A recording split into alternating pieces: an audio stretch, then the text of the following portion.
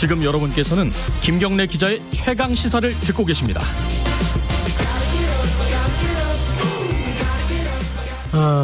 국회에서 작년에 산업기술보호법이라는 게 개정이 됐습니다. 이게 이제 알게 모르게 개정이 된 건데 이게 가지고 있는 의미가 좀 남다릅니다. 왜냐하면은 반올림이라고 아시죠?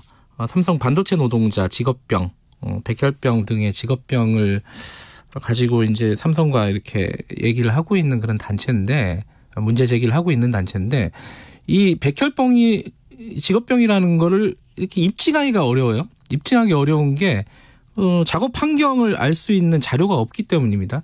이 자료를 받으려고 소송도 하고 여러 가지 노력을 기울이고 있는 상황이었는데 국회에서 이런 법이 통과가 됐어요. 앞으로는 이런 정보를 외부에 공개할 수 없다, 이런 거예요. 한마디로 얘기하면은. 이게 왜 이런 법이 통과가 됐는지, 그리고 앞으로 어떤 여파가 있을지, 이런 부분들을 좀 알아보겠습니다. 반올림 상임활동가 조승규 노무사님 연결돼 있습니다. 안녕하세요. 네, 안녕하세요. 네, 일단요, 이 작업 환경 보고서라는 게 뭔지를 좀 알고 얘기를 시작해야 될 것 같아요. 그러니까 이 백혈병 같은 그 직업병을 입증을 하려면은 자료가 필요한데 그 자료가 작업 환경 보고서라는 거잖아요. 예. 이게 뭐 어떤 정보가 들어가 있는 보고서예요? 예. 일단 작업 환경 측정 보고서는 그 공장의 노출 물질, 어떤 물질에 노출될 수 있는지랑 그게 얼마나 노출됐는지 이거를 기록한 자료예요. 예. 그래서 일단 산재 입증을 위하여서는 아까 말씀하신 것처럼 유해 물질 관련 자료가 이제 필요한데, 이제 그게 굉장히 몇 개 안 됐는데 그 중에 하나고, 특히나 이제 어떤 물질에 실제로 노출될 수 있었을지 이거를 확인하는 걸로는 유일한 기록입니다. 그래서 저희가 되게 보려고 하고 있습니다. 그거를 실제로 보신 적은 있어요? 실제로 본 적은 거의 없고, 삼성이 이제 사실 저희한테도 그렇고, 실제 피해자한테도 그렇고, 그리고 심지어는 공단과 정부기관과 법원에도 삼성이 원본을 낸 적은 거의 없어요. 거의 다 삼성이 이제 자의적으로 편집해서 특정 부분만 압축해서 보냈기 때문에 그 원본을 본 적은 거의 없습니다. 근데 제가 알기로는 이 작업환경 보고서를 공개를 하라, 피해자들에게, 이런 판결을 법원에서 내린 적이 있지 않나요? 예, 2018년 2월에 이제 나왔었는데요. 저희가 이제 정보공개 청구 관련해서 이제 진행을 해서 한 3, 4년 만에 얻은 판결입니다. 근데 그 판결을 했는데도 공개를 안 하는 거예요? 왜 그런 거죠, 그거는? 네, 그 정보공개 판결에서 이제 삼성이 원래 그간 주장했던 영업비밀이다, 이런 부분들을 실제로 깼는데, 영업비밀은 일단 영업비밀이 아니고 유해성 관련 정보일 뿐이고, 영업비밀이라 하더라도 이게 생명 안전을 위해서 필요한 정보다, 그러니까 공개하라고 이제 했는데요. 이제 이 정보, 삼성이 그간 주장해왔던 영업비밀 주장으로는 좀 부족하니까 그 뒤에 국가 핵심 기술이라는 것을 이제 들고 나오게 돼요. 아하. 국가 핵심 기술은 원래 사실 정보 공개랑은 거리가 먼 것이었는데, 그래도 이게 이름이 굉장히 무시무시하잖아요. 그러다 보니까 이 국가 핵심 기술이라는 그 실제적인 압력으로 행정심판에서 이제 그 이전에 이제 판결과는 또 판결 얻었음에도 불구하고 다시 비공개 처분을 내리게 돼서 저희가 이제 그거에 대해서 싸우게 되었습니다. 그러니까 2018년에 법원에서 작업 환경 보고서를 공개를 해라, 이렇게 판결을 했는데, 정부에서 이 작업 환경 보고서를 국가 핵심 기술로 지정을 했다. 그 법원 판결보다 정부가 내리는 결정이 더 우위인가요? 왜 공개가 안 되는 거죠, 근데? 사실 그런 것도 저희가 의아하긴 한데, 왜냐하면 이게 정보 공개 판결이 난 그 해에 바로 이렇게 비공개까지 된 거거든요.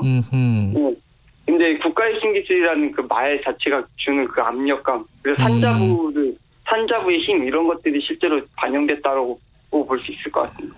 어찌됐든 법원 판결까지 받았는데도 공개가 안 되고 있는 상황이고요. 지금 현재 상황은. 그죠?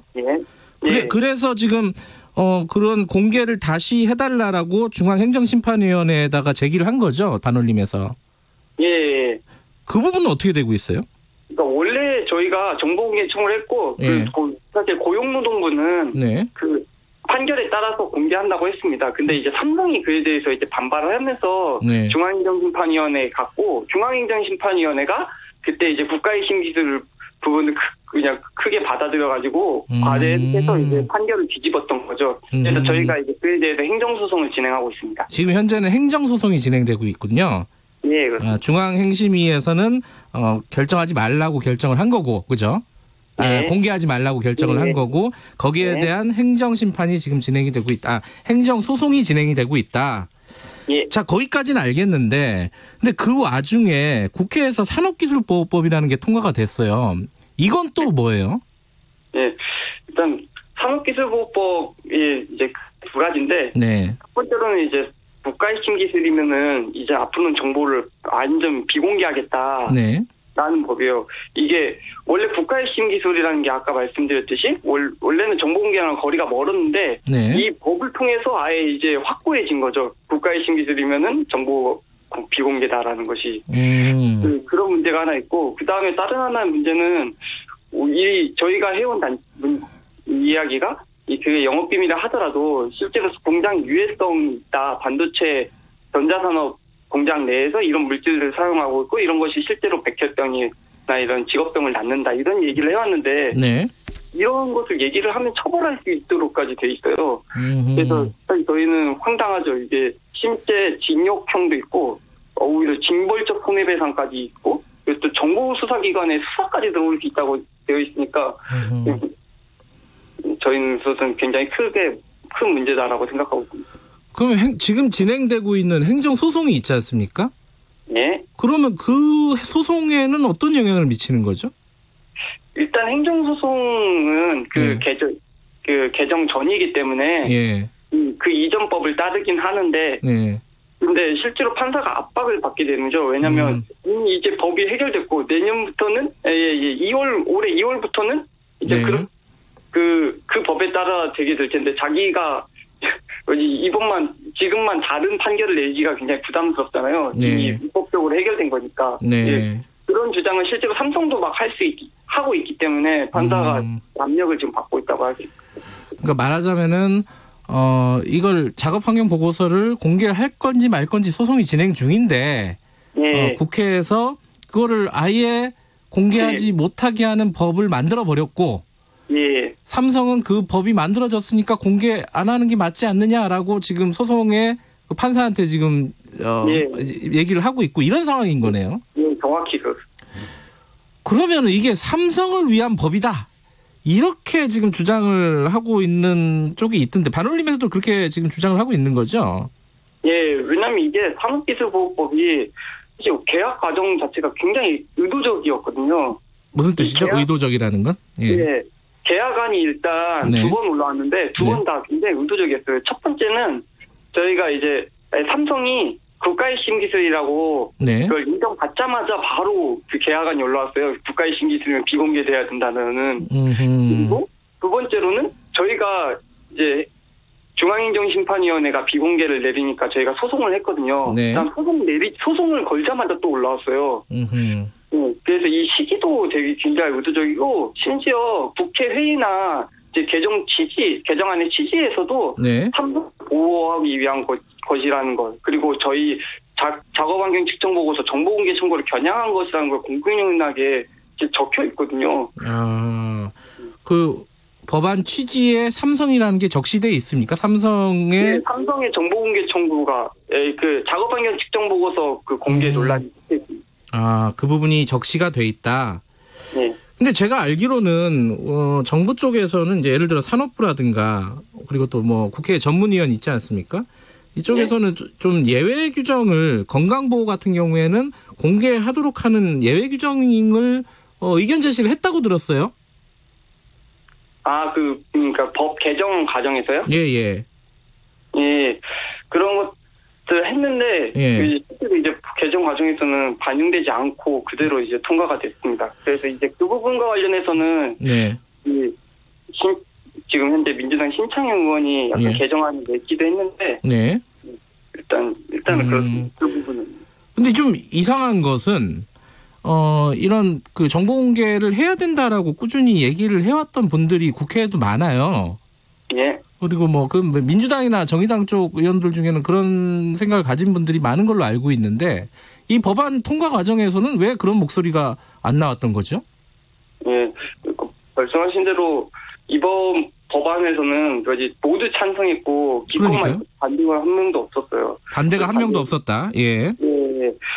그게 일단 저희들 사실 굉장히 아쉬운데 네. 일단 뭐 법을 많이 통과시키니까 뭐 몰랐다고들 하는데 네. 몰랐다 하더라도 일단 국회의원은 통과시킨 법에 책임이 있고 네.